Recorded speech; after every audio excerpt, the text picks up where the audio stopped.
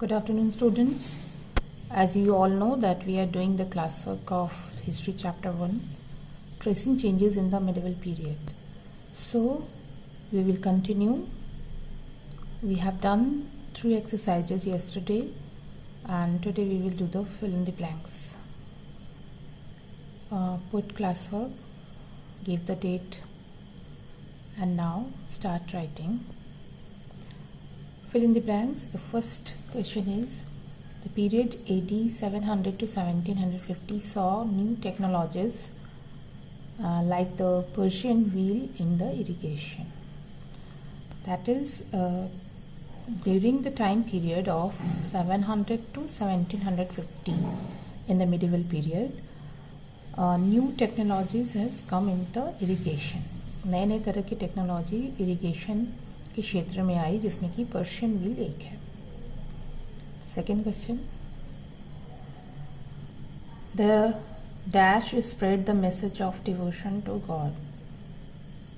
Message of devotion to God मतलब Bhakti movement के द्वारा ईश्वर के प्रति एक नए तरह के संदेश को प्रचार और प्रसार किया गया. ठीक है. Third point is, I mean to say third number is, the Mughals gave dash to India for many centuries. The Mughals gave political stability to India for many centuries. Political stability means, political means राजनीतिक और stability means स्थायित्व. मतलब जब Mughals आए तो उन्होंने भारत को एक राजनीतिक रूप से स्थायित्व प्रदान किया. बिकॉज इसके पहले हमने देखा कि जो राजपूत किंगडम्स थे वो छोटे छोटे किंगडम्स थे और उनका साम्राज्य छोटा छोटा था. तो ये जब मुगल्स आए तो उन्होंने नॉर्दर्न इंडिया का पूरा लगभग अपने साम्राज्य में मिला लिया और साउथ इंडिया का भी काफ़ी सारा पार्ट्स मुगल्स के कंट्रोल में था. तो इस तरह से यहाँ पे उन्होंने और काफ़ी लंबे समय तक उन्होंने शासन किया. इसीलिए कहा जाता है कि उन्होंने पॉलिटिकल स्टेबिलिटी इंडिया को दी. कल्हन रोड राजतरंगिनी. कल्हन ने जो कि क्रॉनिकल, ये राजतरंगिनी क्रॉनिकल है, उन्होंने लिखा था. किसने लिखा था? कल्हन ने लिखा था. Okay. During the sultanate period books were written in Persian and Sanskrit. सल्तनत पीरियड में बुक्स 2 लैंग्वेजेस में लिखी जाती थी, पर्शियन और संस्कृत. यू ऑल नो सल्तनत पीरियड, दिल्ली सल्तनत पीरियड को ही सल्तनत पीरियड कहते हैं. मुगलों से पहले जो रूल था हमारे यहाँ. Right. So fill in the blanks इतना ही है. नेक्स्ट हम करेंगे शॉर्ट आंसर टाइप क्वेश्चंस. पहला शॉर्ट आंसर है, What do literary sources include? Literary sources में क्या क्या आता है? The answer is, literary sources include, literary में LITERARY. ठीक है. Literary sources include chronicles, manuscript, biographies, autobiographies and travelogues. जैसा कि हमने पढ़ा है, sources of history 2 तरह के हैं. एक तो आर्कियोलॉजिकल सोर्सेज है और दूसरा है लिटरेरी सोर्सेज. लिटरेरी सोर्सेज मतलब जो कुछ रिटन रूप में है. उसमें आता है क्रॉनिकल्स ऑफिशियल डॉक्यूमेंट्स होता था जो राजा लिखवाया करते थे और उनके अपने डे टू डे उनका जो इवेंट्स होता था उसके बारे में. मैन्यूस्क्रिप्ट्स और बायोग्राफीज मीन्स मैन्यूस्क्रिप्ट हाथ से लिखे हुए होते थे. बायोग्राफीज मीन्स जो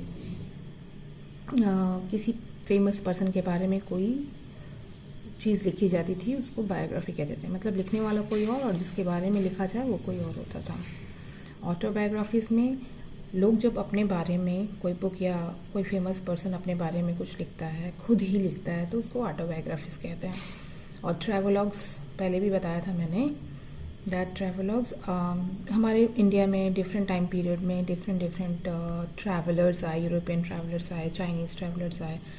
तो मिडिवल पीरियड में भी बेसिकली यूरोपियन और मुस्लिम ट्रैवलर्स आए. तो उन्होंने अपने ट्रैवलिंग एक्सपीरियंस के बारे में बहुत सारा कुछ लिखा है, उसी को हम ट्रैवलॉग्स बोलते हैं. Next question, into how many periods can the medieval period be divided? medieval period को कितने भागों में बांट सकते हैं? The medieval period can be divided into two periods, the early medieval period and the later medieval period. The early medieval period stretched from the 8th to 13th century. The later late medieval period stretched from the 13th to the 18th century. तो medieval period दो भागों में बांट सकते हैं, early medieval period और late medieval period. Early medieval period का time period है 8th से लेके 13th सेंचुरी तक, और लेट मेडिवल पीरियड का टाइम स्पैन है 13 से लेके 18th सेंचुरी तक. ओके, सेकेंड क्वेश्चन के बाद हम मूव करेंगे थर्ड क्वेश्चन की तरफ. Third question is who wrote Prithviraj Raso, what does it describe? Prithviraj Raso किसने लिखी थी और इसमें क्या डिस्क्राइब किया गया है?